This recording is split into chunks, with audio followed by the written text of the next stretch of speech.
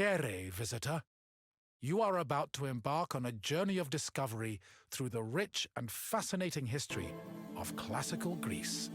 You'll become fully immersed in the painstakingly detailed world built for Assassin's Creed Odyssey, which you are free to explore at your own pace, without any danger or time pressure. For a directed experience, take one of the many guided tours curated by prominent historians and archaeologists. Along the way, exchange words with some of Greece's most famous historical persons. The classical Greece you are about to explore is at the peak of its glory. This period is synonymous with grand accomplishments of the physical and the mental. Architectural marvels which still stand today dot its landscape, while towering achievements in philosophy, political systems, and art still influence our modern society in profound ways. We hope you become engrossed in the dazzling riches of ancient Greece and welcome you to your visit.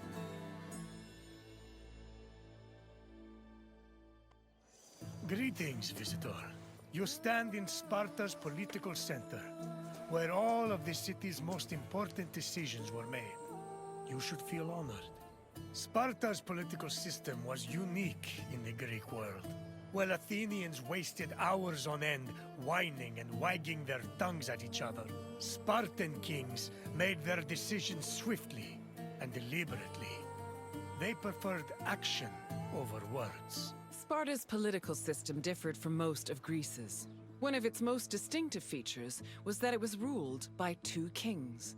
These kings belonged to two separate dynasties, the Eurypontids and the Aegeads, both of which were said to be descended from Heracles. Both kings shared equal powers, and disputes between them required the intervention of special magistrates known as ephors.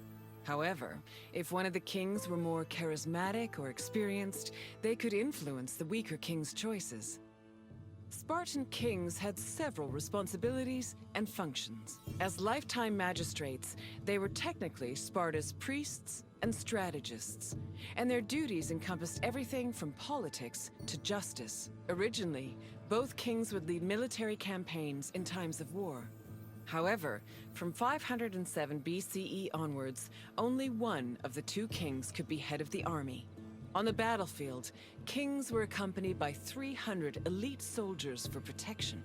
But being a king wasn't only about working and fighting. They enjoyed special privileges as well. Spartan kings lived at the expense of the city, owned royal estates in the surrounding Perioikic cities, and received the majority of the spoils of war. When they passed away, they were buried with special honors, and the population mourned them for a period of 10 days. The kings of Sparta enjoyed many important religious honors. They were in charge of sacrifices, both during military campaigns and at home. The kings received double portions of the meat at all communal meals, and they were also the first to pour libations. They also personally conducted public sacrifices as priests, which helped remind their subjects of their divine connection to Heracles and Zeus. The ephors, or overseers, were 5 magistrates elected by the Spartan assembly. They were chosen from amongst Spartan citizens over 30 and served for 1 year with no possibility of re-election. The ephors played a large part in administrating the city and were considered the most democratic agents in the Spartan political system. They had judicial power and ordered the dispatching of the Spartan army during wars. They also met and negotiated with representatives from other states, in addition to running the agoge, the Spartan education system. While not as powerful as the two kings, the ephors still held great sway over Sparta's affairs. The Gerousia was the Spartan Council of Elders. It was made up of the 2 current kings, as well as 28 elders called Gerontes. They were Spartan citizens over the age of 60, the cutoff age for military duty. They were elected for life by the Spartan Assembly. The Gerousia, similar to Athens' Boulé, handled legislative and financial matters. It could submit bills and motions to the Assembly, and could also cancel assembly decisions with the power of veto. To ensure that the right of veto did not weaken the assembly, ephors were introduced to keep the Gerousia in check and maintain a steady balance of power. This allowed Sparta to include more just elements in its political system. The Spartan assembly, or the Apella, was made up of Spartan citizens who were over 30 years old. Its exact meeting place remains unknown, but it was presided over by a special member of the ephors called the eponymous ephor. The Apella had limited authority, since any decision it made could be overruled by the Gerousia. But thanks to the efforts of the ephors, it still played an important role in Spartan society. The Apella dealt with topics like foreign affairs, war declarations, peace negotiations, and more.